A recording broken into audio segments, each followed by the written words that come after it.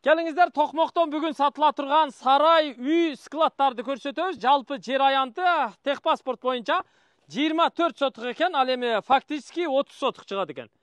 Объездной трассага 500-600 метр жакын, Токмоктун Дубовецкий деген көчөсүнүн боюнда эле жайгашыптыр. Мына ушул көчө асфальт көчө. Бул жагы эми центр жактан келдик. Жолдун аркы бетинде дагы аскердик бөлүк бар экен, бул бетинде дагы аскердик бөлүк бар экен. Мына бул бетон тосмону көрүп турасыздар, ушул бетон тосмонун ар жагы аскердик бөлүк. Военный часть. Мына бул Дубовецкий көчөсү, бул жагы ушу түптүз нары объездной трасса жака чыгат окшойт.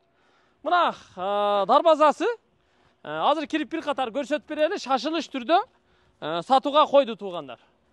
Дарегени түшүнүп алдыңыздар. Мына менин колумда 2 техпаспорту турат. Ушул техпаспорт боюнча бири 11 сотук, бири 13 сотук, ушундай болуп жалпы 24 сотук экен. Фактически бир аз чоңураак болот экен да. Мына азыр дарбазадан кирдик. Көрдүңүздөр, айланасы бүт тосулган. Бул жерде эски үйлөр болчу экен. Ал эски үйлөрдү бузуп салып, азыр мына баягы мамлекеттик ишкана РЭО ГАИ менен мындайча айтканда келишим кылып, бул жер штраф стоянка экен. Ушул штраф стоянкадан дагы акча түшүп турат экен. Себеби мамлекеттик мекеме менен баягы келишим түзүп, штраф стоянкадан түшкөн киреше мындай эки тарапка бирдей бөлүнүп турат экен да. Бул жакта болсо тетиги көрүп турасыздар, чатырда дубалдагы шифер, анын ичи склад. Ал жерге бир 300 тоннадай дан батат экен. Бул жакта дагы мына ичине чөп киргизип коюптур, бул жакта дагы сарай. Майда чүйдө бакса болот туугандар. Бул жакта болсо үйү бар. 4-5 бөлмөлүү үй бар экен. Өздөрү ушул жерде жашайт окшойт. Анан бул жакта мына маңдайда караңыздар, узундугу 35 метр, туурасы 8 метрлик чоң сарай. Бул менимче Союз убагында курулса керек. Үстү чөпкана, асты малкана. Бөлүк. Аз киргенде көрөсүздөр. Ортодо ачык жери бар, мына бир 7-8 метрлик. Андан кийин дагы бир сарай. Бул экинчиси. Ал экинчи сарайдын дагы узун туурасы ошондой эле. 35ке 8. Нарагында катар ушу жолду бойлогон навестери бар да. Мына ушул сарайды биринчи көрсөтөлү, келиңиздер. Бул эми үй. Киргенде деле сиздерге белгилүү эле 4-5 бөлмөлүү үй. Азыр эми өздөрү бар экен бул жакта. Үстү чөпкана, асты сарай. Сарайы бир башкача курулуптур. Мынаны караңыздар. Сарайдын бу коридору. Үстү монолит болгон. Асты стяжка болгон туугандар. Анан бөлүк кирген да. Бөлмөлөргөчү, мынаны караңыздар. Мына жака киргенде бардыгы эле ушундай мынакей. Сарай көрдүңүздөр? Ар бир бөлүктүн 3төн эшиги бар. Жок, эшиги көп экен, сплошной узун кетет экен. Анан астына мындай терезе бар экен. Тоокканага өтө ыңгайлуу сарай экен да. Менимче буну тоокканага иштетсе аябай жакшы болсо керек. Бул жака келиңиздер. Мына сарай ушундан нары кете берет экен да, мынакей. Көрдүңүздөр? Бүт ушу бетондон курулган экен да. Үстү чөпкана. Бери келиңиздер. Мына ал жак менен чыгабыз. Муну эми иштете турган болсо, ушу тоокканага өтө сонун эле болчудай да. Азыр эми бул жерде мына унаалардын дөңгөлөктөрү турат, майда чүйдө турат, жөн склад экен да. Турат ушу боюнча. Келиңиздер, бул жагынан чыгайлы. Так, мына машина көп экен. Азыр бир 100дөн ашуун машина бар экен. Ушулардын бардыгына күнүнө акча төлөшөт экен. Бул жагы мына сетка тосмого чейин.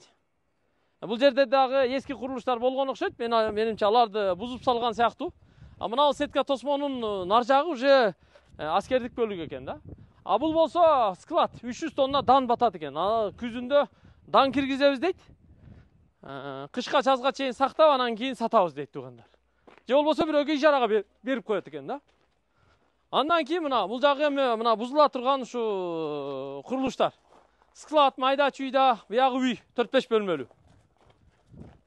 Буларды эми общий жалпысынан бузуп салып, бул жерге элестетиңиздер, 24 сотукка көп кабаттуу үй курса болот. Жана дом курган куруучулар келип сүйлөшсөңүздөр болот да. Бул жерде алып туруп эле документтерин тууралап, жакшы бир долбоор менен ушул жерге канча бир 10-12 этаж үйлөрдү куруп салсаңыздар, менимче сонун болсо керек деп ойлойм да.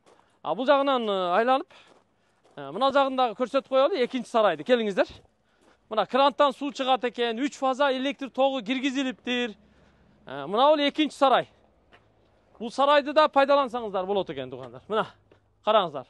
Сарай аябай жапыс салыныптыр. Ар бир бөлүгүнө өз-өзүнчө кой, эчки кармаса болот экен да, туугандар. Көрдүңүздөр? Сарайлар бүт акырларын куруп койгон. Өз-өзүнчө бөлүк жасалган экен да. Мына сарайдын абалы ушул. Ортодо да бир 4 метр аралык бар, нар жагы дагы бир навес майда чүйдө экен да. Бери келиңиздер эле, сыртка чыгып, аны да көрсөтөйүн сиздерге. Келиңиздер.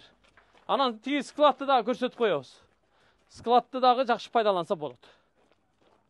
Так, мына бул жага чыктык. Ажаткана бар экен, убактылуу. Бул жагы ушу майда чүйдө навес туугандар. Көрдүңүзбү? Узун кеткен курулуш. Мында эндүүлүгү бир 5 метр. Мына жерге келип, ичини көрүп койсок болот. Мынакей, бул жагыны көрүп коюңуздар. Бул эми навес мына, бул жагы. Узун кеткен, көрдүңүздөр? Мунун ичинде склад катары пайдаланса болот экен да. Мына жыгачтары, шиферлери жакшы экен. Пайдаланса болчудай. Келиңиздер азыр. Эми тиги складты көрсөтүп коелу сиздерге. Бул жага жүрүңүздөр. Келе бериңиздер, туугандар. Азыр наркы чоң складты көрсөтөм. Шеф, баасы канча эле? Баасын айтып коюңчу. 120 миң деп атат, туугандар. Баасы ушул турушунда 120 миң. Бул жерге бир көп кабаттуу үй курса, сонун эле болчуда экен да. Объездной трассага жакын экен, коммуникация мына бар экен, туугандар. Индивидуальный септик жасап коесуздар. Суу бар экен, 3 фаза электр тогу бар экен. Ала бересиздер. 120 миң доллар кеми бар. 120 миң доллар кеми бар. Кийинки складты көрсөтөбүз, ошону менен жыйынтыктайбыз. Мына алдындагы, мына бош турган жерди көрдүңүздөр? Ушул жерге дагы, туугандар, кеңири машина койсо болот экен. Чоң унаалар келип, мында айланып кайтып кетсе болот экен. Бул жерди стоянка кылып пайдаланса болот экен. Бул жер менимче мамлекетке караса керек. Эгер бул жака үй курсак, мына жер стоянка болуп калат да. Мына жака кирели эле. Бул жер навес. Келиңиздер, мына эшиги да чоң эшик экен, дарбазасы. Фуралар беймарал алды аркасы менен кирип чыга берет да. 2 скат жабылган экен, көрүп турасыздар. Бүт үстүңкү жыгачтары кругляк, карагайлар экен. Шифер менен жабылыптыр, мынакей. 300 тонна жем батат экен ушул жерге. Муну да ошо күздө жем киргизебиз дейт. Же ижарага берип коебуз. Анан ошо жазга чейин беймарал пайдаланса болот дейт. Ушул мына техпаспорттор менин колумда турат, туугандар. Техпаспорттор. Көрдүңүздөр? Жилой дом дейт. Мынакей, назначениясы. Жилой дом. Квадраттары менен полностью мынакей, жилой дом. Эски үй болгон экен. Анын жанында ушу склады, нарагы сарайлар болгон экен да. Ушул 120 миң доллар кеми бар. Жакса сүйлөшүңүздөр, келишиңиздер, колдон чыгарбаңыздар. Биз колдон келишинче болгондой, кандай болсо ошондой тартып көрсөттүк. Тез кабар реалдуу көрсөтөт, туугандар. Анда видеого лайк басып, комментарий жазып, бөлүшүп коюңуздар. Буюрса, токмокко мамлекеттен кандай сонун акчалар бөлүнүп, токмок өнүгүп атат, Токмок эми токмок сити болот буюрса. Бул жердин келечеги алдыда. Эртерээк аракет кыла бериңиздер.